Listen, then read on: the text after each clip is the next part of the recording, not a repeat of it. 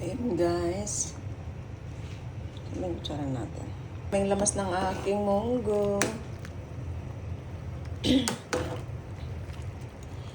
May hipon siya.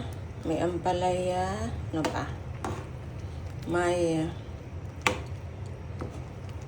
pechay. Kaya healthy siya. Dapat ganito ang lulutuin nyo. Yan. Thank you, Lord. Thank you, Lord. Tikman natin. Itong timpla. Sakto lang. Hindi maalat, hindi matabang.